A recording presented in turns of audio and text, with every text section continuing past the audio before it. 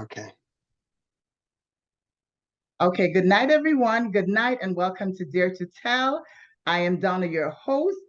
And so I just wanted to introduce you to this program to let you know that you could come on this program anytime. Let this be a place where you can tell your truth, speak your truth, whatever it is that you're going through, have gone through, have done, success, you name it, trauma, pain, hurt, whatever it is, you can use your voice on this platform to help others. And so tonight I have with me a special guest. His name is Christopher Mitchell. And tonight we're going to discuss his religion, what he practices, which is Buddhism, because many of us, we really don't know what this religion is about. And so tonight we'll be having questions and answers, and he will tell you about himself. So, Christopher, you could go ahead and you can take the floor. Hi, good evening. Thank you, Miss Donna, for having me on your show. Yeah, my name is Chris Mitchell. I'm a I'm an electrician. That's what I do for a living. I've been doing it for about 20 years now, and I went through schooling. I'm licensed in the DMV, and I'm an AJ journeyman in local 26 IBW. I've been practicing Nichiren Shoshu Buddhism pretty much my whole life. And I continue to practice because it helps me self-reflect and overcome obstacles and challenges, as well as be appreciative for the benefits and the fortune that I've acquired as well. On the same token, I'm a single dad. I have two kids, 9 and a 10-year-old son and daughter. And I'm a proud father. You know, they're doing very well in school, and they motivate me to continue to do well and thrive in my life as well. And I just try to provide the best and healthiest environment for them, try to motivate them to do what they feel they want to do, but do it to the best ability, not necessarily to one up somebody else, but just to feel good and confident within themselves.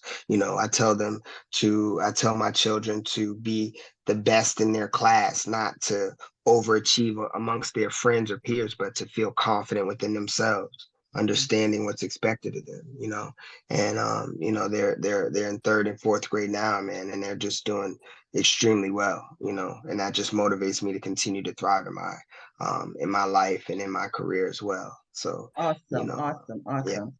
So Mhm. now, I want you to tell us a little about your religion that you practice. How did you become, or how did you start practicing Buddhism? My co-host is coming in one minute, please. Okay.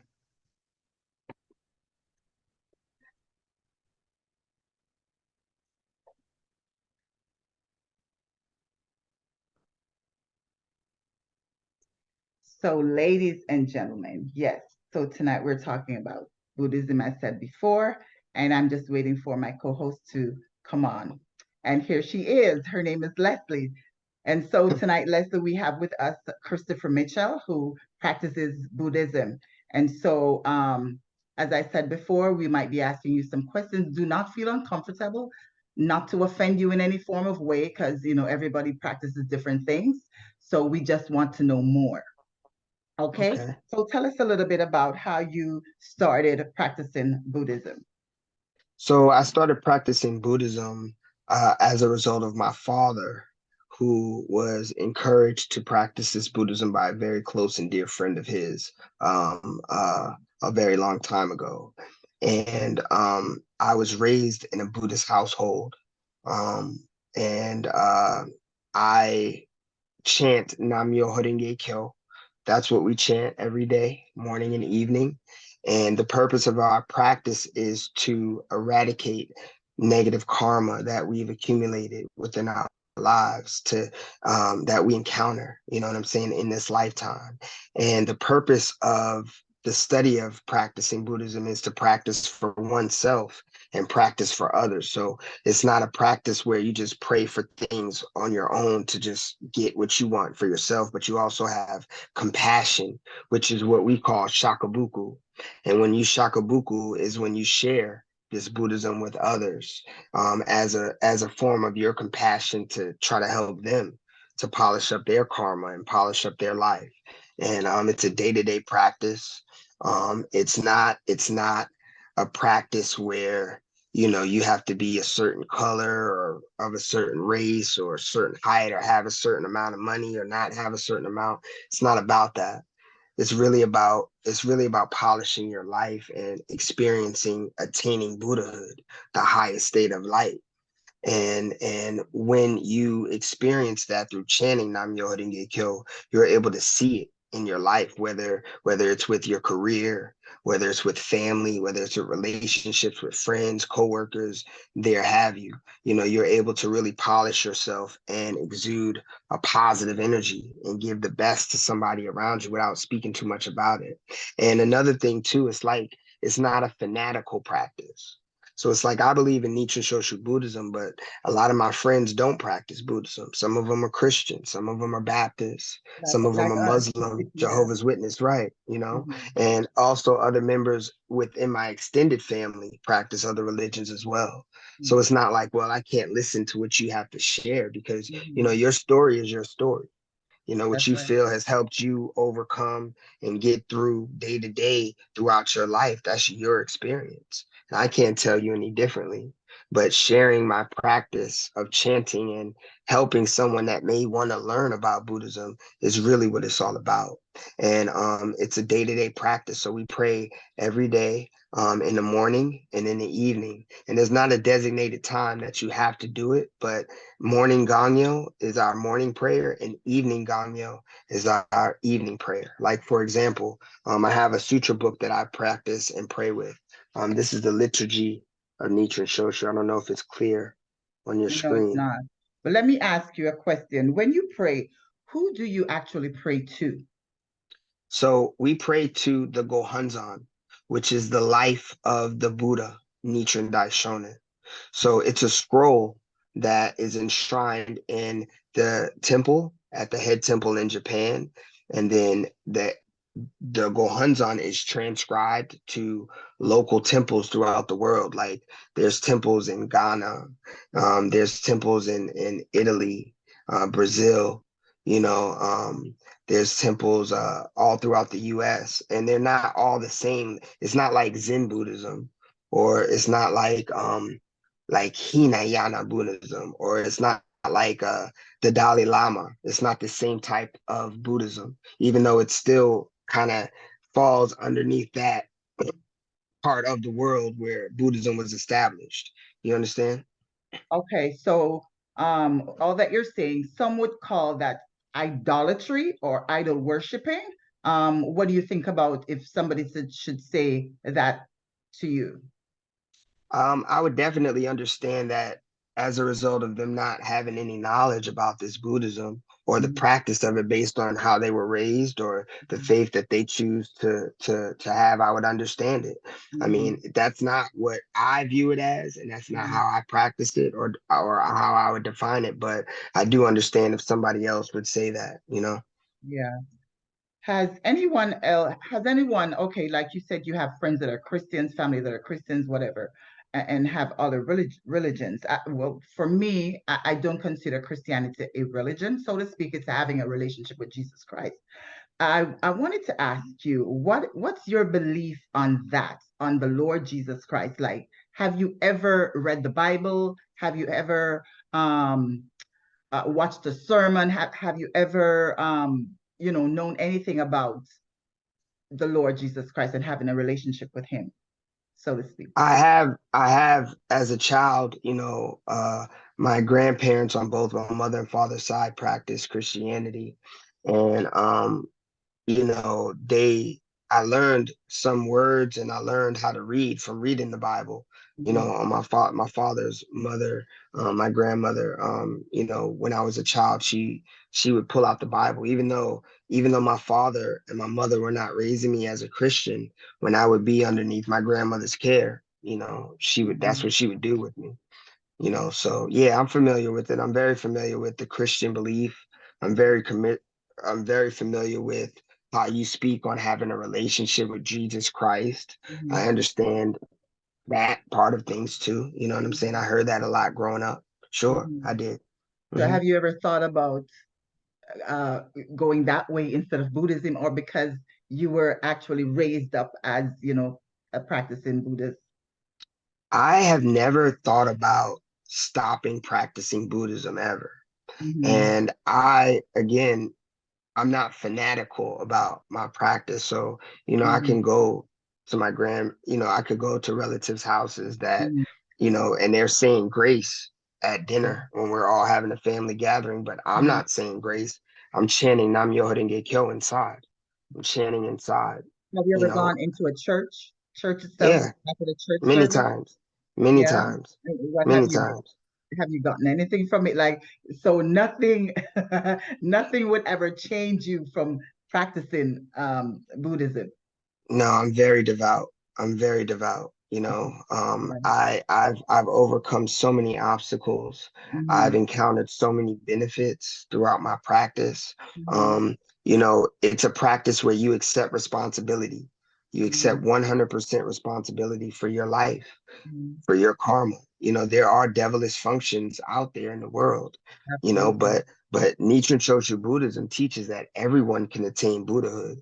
It's not like just Nichiren Daishonin himself is the Mm-hmm. only Buddha and that's it. And then you can, when you die, then you go to, if you believe in him, then you go to a good place. If you don't believe in him, you go into a bad place. It's not set up that way in Mm-hmm. this Buddhism. It's not set up that way in this practice. So, It's not taught in that manner like that. so would you say it's Buddhism, it's like a way of life for you, or is it like a philosophy or just how should I say? Is it just a way of life? You practice the good things or whatever it is that you learn in Buddhism and all of that, or is it philosophy or I don't know? Explain it to me. So Buddhism is definitely a part of one's daily life. So it's a part of life. It's Okay. categorized, in society, you know what I'm saying, like from a political standpoint as a religion, but it's much deeper than a religion. You know what I'm saying? Okay. It's a belief system in Um, the laws of cause and effect. So the mm, laws of cause and effect, the laws of causality yeah. is what really, really is a major part of it as well. So, I don't feel more than anything else, I Mhm. have to continue to monitor my behavior, my action, and my attitude about things because in Like Buddhism, we it talks, do, yeah. yeah, sure, sure. And, again, like I definitely feel a sense of compassion when I see people suffering in the world and society amongst my generation and even the generation that follows. I mean, it's really, really sad, some of the things that I see out there. And, based on my practice of this Buddhism, we pray for Kosen Rufu. And that's for everyone to experience the highest state of enlightenment. But because of slandering the law, we're experiencing what we call Mappo. Like this day and age, the latter day of the law is what we call it in Nichiren Shoshu Buddhism, is Mhm. like the end of the law.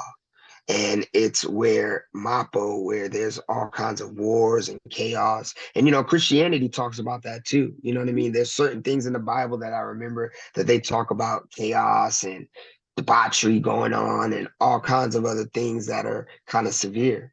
The only thing that I recall that as a child when I would ask questions like, well, why do certain people have to suffer the things that they suffer, or why do babies, when I was coming up, I'm from Queens, New York originally, and I used to hear stories on the news when I was a child where, young women who would get pregnant and have children, they would be scared to say anything to their parents or whomever their guardian is, and they would throw the babies in the trash. That's a terrible thing.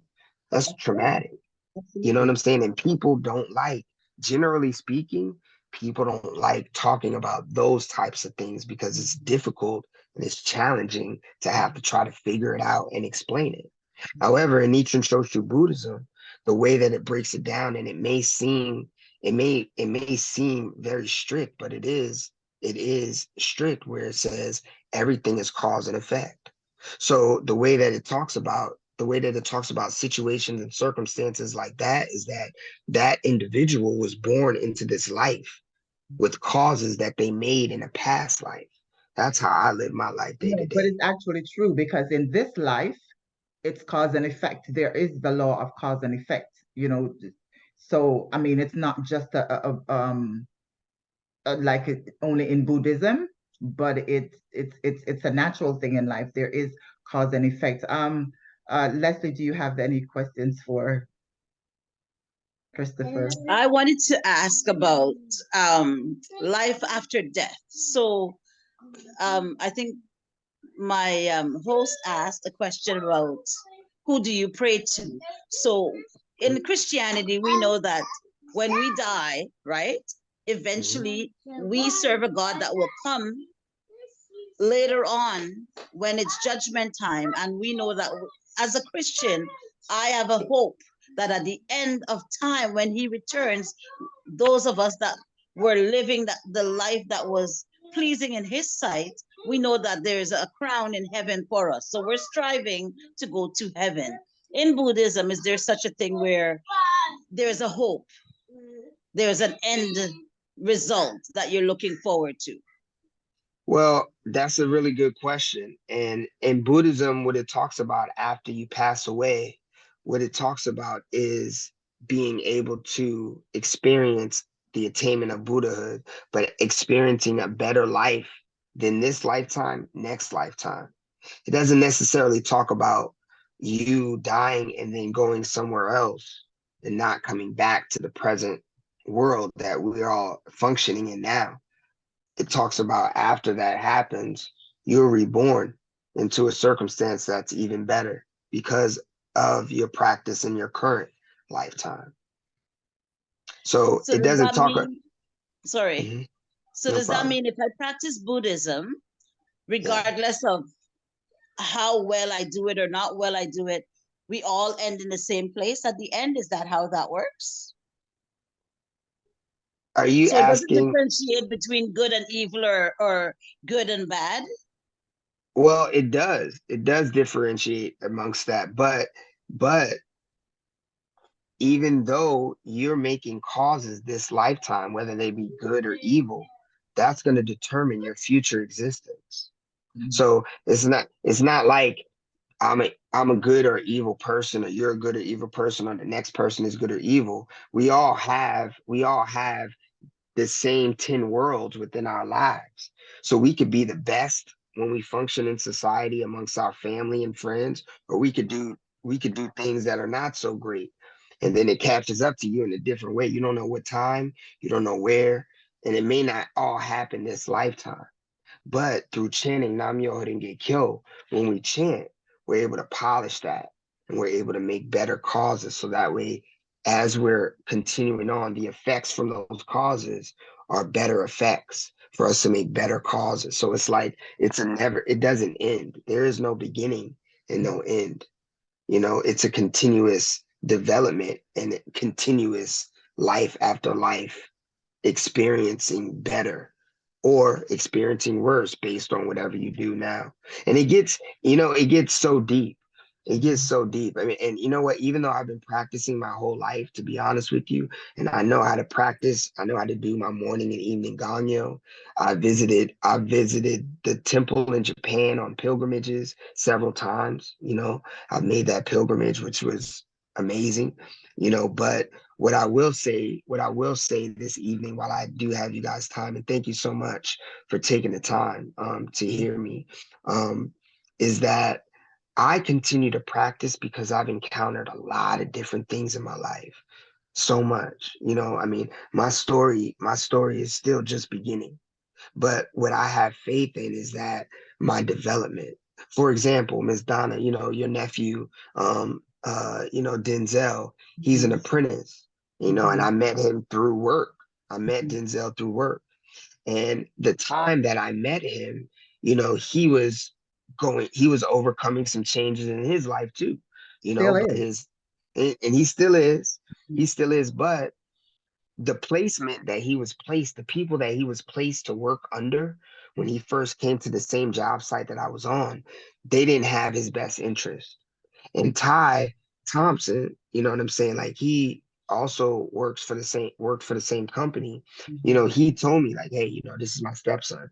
And he kind of gave me the nod. So I knew in my mind, like, okay, if I have the opportunity to work with this young man, I'm gonna give him the best. You know, I'm gonna give him the best that I can, you know, to help him in his career because I know what I went through and I know what he has to kind of look forward to because of this some of the situations and circumstances working in construction, right?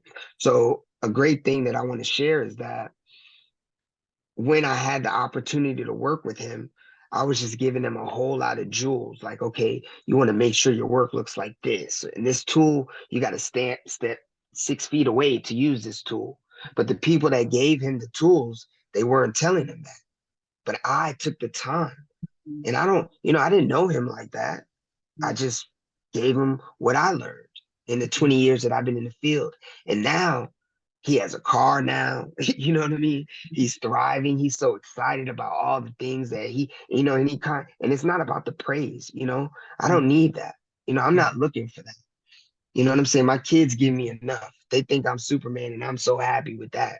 You know, but just to meet another young black man who wants to be in this trade, why would I try to deter him? Why would I try to bring him down? We as black men bring each other down sometimes, and I want to try to, while I'm alive, make a positive impact.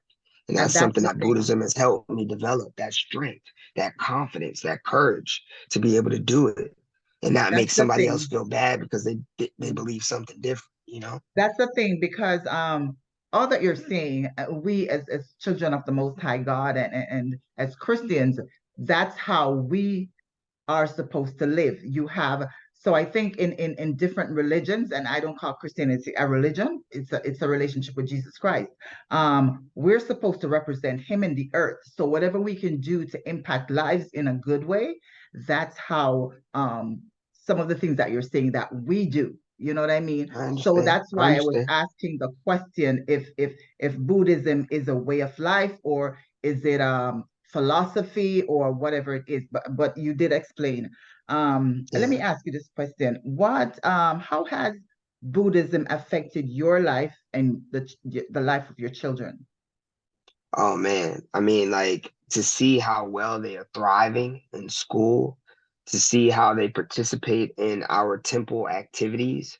You know, they have a young children's group that they attend once a month and they do different activities and they learn about the priesthood, you know, the young priests that come up in this Buddhism in Japan, you know, and they learn about different aspects of how they can share this Buddhism with their friends and their classmates on a more elementary level, you know, for children to understand, Well, you know, so let they're me ask. doing Sorry, I wonderful. don't mean to cut you.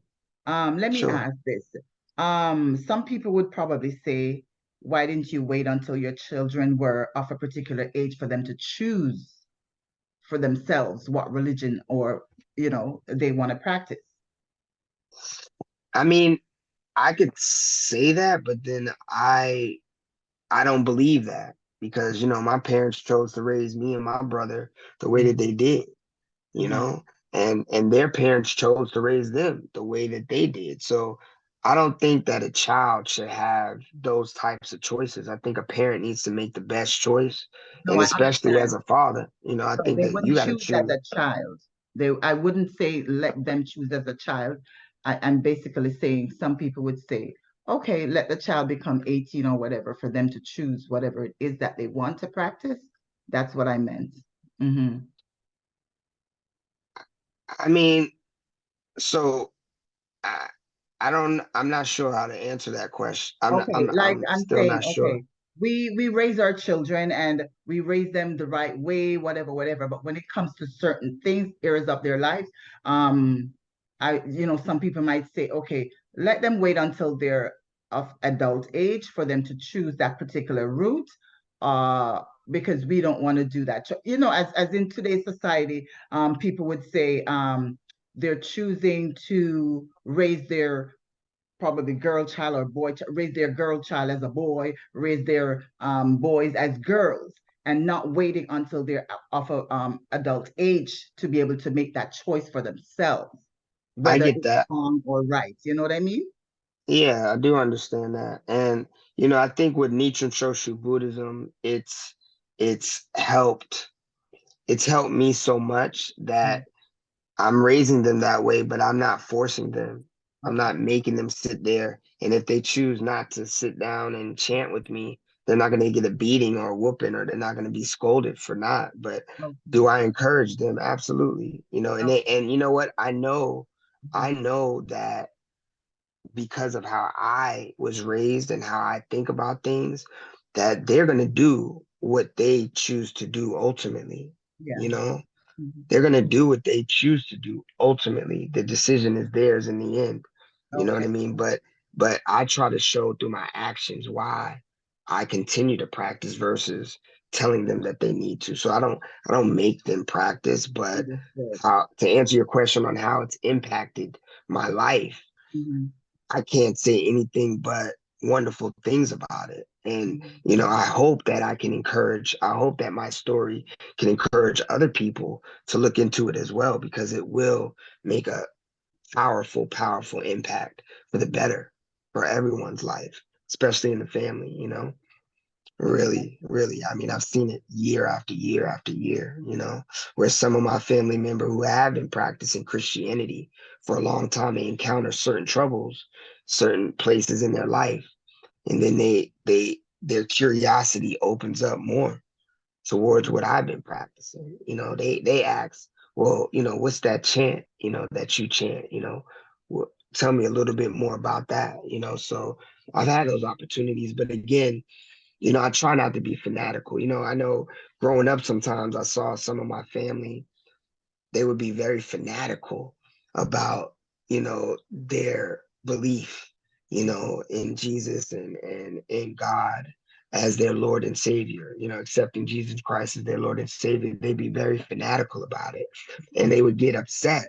They would get upset being contested about it sometimes, not with me, but Mhm. just like I've just seen certain behaviors, you know, Mhm. with that. And you know, I've also seen contradictions in some of the behaviors of some people Mhm. who I've had relationships with, you know, through the years, family and friends, you know, when it comes to that too. But I don't, you know, I don't look down upon them for that, and I don't look at them any different or love them any differently for that, Right. because at the end of the day, your life is your decision, you know. Absolutely. And if you feel like you're going about it the right way, and you feel like that's the right thing for you, then I can't there's nothing that anybody could do to stop that, Absolutely. you know. Everyone Only has you can free will. change. Yeah, Hmm. everybody has a choice, you know. Yeah. Sister So that's Leslie? kind of how I look at that. Yeah. So you talked about the fanatic aspect of it. Is it Yeah. that they were being fanatics, or would you think they would take the point of view of them being excited about their God? So if I were to ask you, let's say you met someone and you wanted to convince someone to come over to Buddhism, what would you say? Because if I were trying to get somebody to come on to Christianity, I would tell them about my God, being excited. You know what God did for me when I was a single mother? I had no money. I prayed and I went to God and I went like petitioned God and petition heaven, and this is what he did. Let me tell you about my God. So someone else on the outside hearing me talking about my God and the passion that I have may think that I'm a fanatic, whereas I'm just excited. So if you were to talk about Buddhism and trying to bring someone into your faith, what would you say to them? I would share with them my experience and let them choose. But if what I'm saying to you is not something that you feel confident in me, because you have to trust me first. Hmm. First, I think for me, I don't just try to I don't just try to convince people to practice Buddhism. It's not about convincing them to change their way of thinking that they were raised or how they've developed in their life. That's not my job to do that. What Hmm. I'm doing is just sharing what Nichiren Shoshu Buddhism has done for me Yes. and what it takes and what steps it takes to practice it. I don't have to be too excited about it. Hmm. You know, I don't have to be too animated based on my sharing my passion in it. You know, I don't have to do all of that because that's not necessary. Practicing it day to day, and if you don't trust me, then you're not going to hear what I have to say anyway. You know That what is I'm true. I saying? So I remember, could try to convince you yeah, to do anything, but if you yeah, don't trust me and you don't know me enough to trust me, how can you say, and I can't tell you that your prayers to your God and to your heaven that you believe in didn't help you as a single mother. I'm a single dad. And you mhm, know what? That's another story for another day, how that whole yeah, experience went. But it yeah. was really, really troubling and it was really challenging to overcome that. I And mhm, I met a young man one day, and I was going to work. I met him at the bus stop, and he didn't have any fare, so the yeah. driver was giving him a hard time, and so I extended to him bus fare, and he looked at me and he said, "Many people don't do this," and I said, "Why would you say that?" And we were getting talking, and I was talking to him about the Lord, and he looked again and he said, "You're a Christian?" And I said, "Yes." He says, "But many Christians want to beat you down with the Bible, but they never show you what love is or show you exactly what the Bible says. They want to preach the word, but they don't do the deed." And he said to me, "I thank you so much, but you showed me a different kind of Christianity because it was in deed and not just words." You know what I mean? So Mhm. there has to be a balance in everything that we do. Even as myself, I'm a Christian because I love the Lord. I will talk to you about the Lord. And yes, how I win somebody to the Lord because I tell them of my experience as you do about your Buddhism. And at times I do get excited, not fanatical, but It's because a of the fine experience. line. It's Yeah, a fine line. because of the experience that I've had with him, and some of the things that I've gone through that he has actually brought me through. Because how the Lord works, he doesn't work like magic from the sky. He uses people. You know what I mean? So he uses each other to affect somebody else's life, and that's how he works. And I do understand what you're saying. Yeah. So um yes, it's a fine line because some people in different religions, all over every religion, there can be the fanatics, the ones that are overexcited, the ones that are excited, and people that just are so full of God and just want to tell the world. And how people get affected by what you're saying is when you talk of your experiences with him, what you have, some of the stuff that he's brought you through. Because I remember years ago when I did my testimony of some stuff that I've gone through. Let me tell you something, Christopher. If it wasn't for God, I'm telling you, I don't know where I would be today. I'm telling you, I would not. I don't know what would have happened to me. I would have probably still been in prison or in the grave. You know what I mean? So I've come a mighty long way, and I can't give anybody a thanks for that, but God. Yeah. So I love your story though, because you're teaching me a lot. You're really teaching me a lot about, No, I appreciate you guys having me on. This is wonderful. This is wonderful. Yes. let me ask you something. When it comes to like marriage, can a Buddhist marry like for us as Christians, um, we're not supposed to, even though it happens, marry somebody that's not a Christian because it's like light and dark. I mean, if you do read the Bible and you understand it and get revelations, you would know. So can a Buddhist marry a non-Buddhist? Does it matter?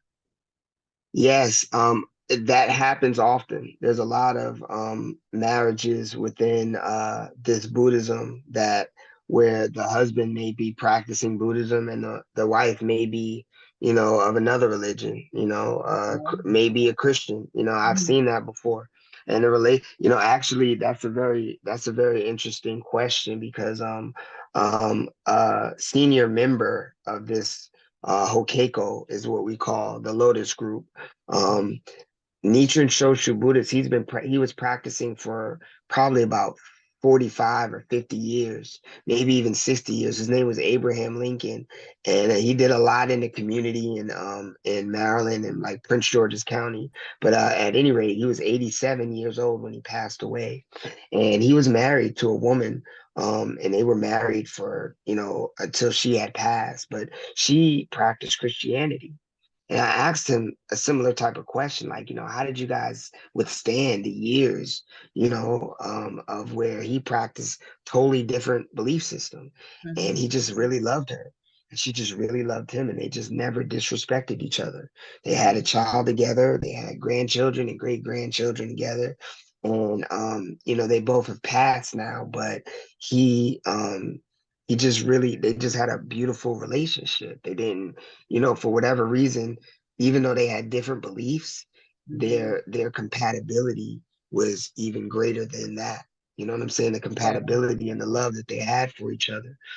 So to answer your question, that's just a great story. You know what I'm saying? That a little brief story, and this was many, many years ago. But yeah, it can happen. It definitely can happen. And I want to share this with you. I was married for 8 years to my children's mother, but we're no longer together. But throughout our relationship, we thrived in a lot of ways. Never had problems with having the bills paid. Never had problems with generating income. She was very, very, very hard worker at what she did. As well, and we raised two great kids together, but we just were not compatible. You know what I'm saying? So instead of staying in a tumultuous, toxic relationship, it was getting there. We both decided to go our separate ways. You know what I mean? And it was challenging to get through it.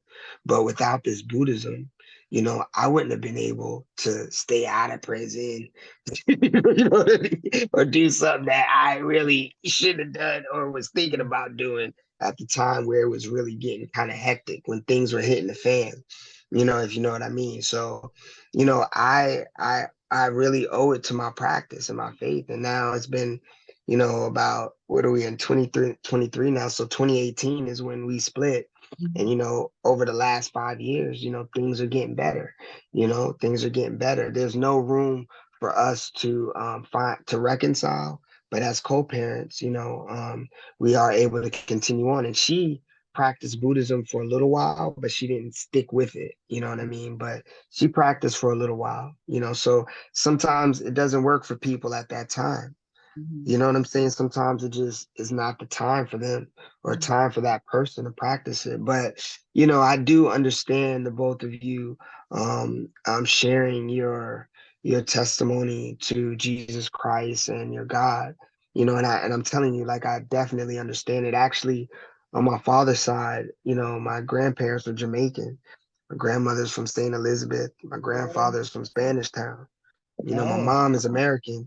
Her parents are from here, from Virginia, from the South and everything. So I get it. Like, without you even, just in the passion that you display and that you show, you know what I mean? Like, I totally get it. You know, I totally get it.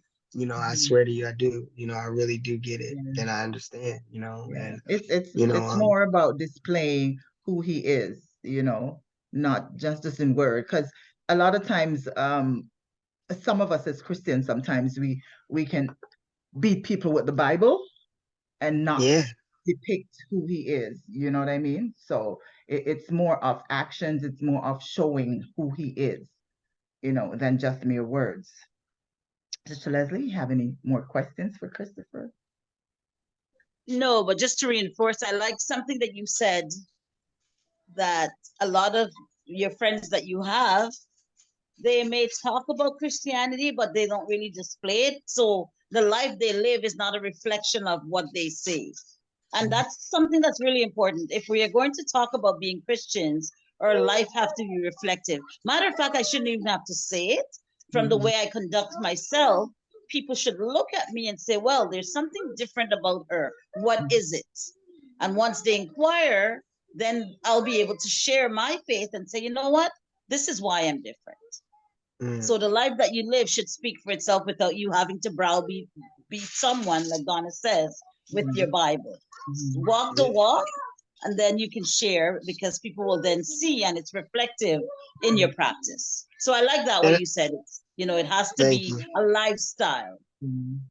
Yeah, and I think that it's okay for people to not necessarily agree all the time. Like, I think it's Absolutely. okay, you Yep. know? It is okay. I tell my kids, they were like so happy that they got their report cards in today, and they were showing me the straight A's and B's that they got. And I was like, that's wonderful, that's a great thing. But I was telling my daughter, I was like, listen, even if you have the answer sometimes, or if you know how to do something and somebody else wants to show you how to do it, don't feel like you don't have to say, I know already. You don't have Right. to do that. Just Absolutely. let them show you. And Yeah. that's something that even when I was working with Denzel, there were Mhm. people that were working amongst us and around us that were like trying to show us how to do stuff or trying to show me how to do stuff. But I'm a licensed electrician, and I've worked in every from residential to industrial. I'm at Howard University right now, working on the power plant out there. But I don't have to automatically say, yeah, I know how to do this. If they ask me to do it, you know what happens? I get it done. Yeah. You know what I mean? But if they want to show me Yeah. that if they want to show me a different way to do it, I Yeah. let them show me. It doesn't take Absolutely. away from my skills. It doesn't take away from my knowledge. It doesn't Mhm. take away from my confidence. It gives me an opportunity to really develop more patience, to just Yeah. hear what somebody else has to say. You don't have to agree. You know what I mean? No, you But don't. Yep. it's less stressful for me to just not feel like I gotta have the last word or I gotta have the right answer at the Yeah. right time. And that's a It's lot of stressful. humility. Yep. You That's, know what I mean? Yeah, yeah, yeah. yeah. But this was so wonderful. This is Mhm. so great. How long have you had this show? I think a few months. Oh wow. A few months. Wow. And how I started, like I tell you, that the Lord is, there are times when the Lord speaks to you. Like you have to know the word to know His voice.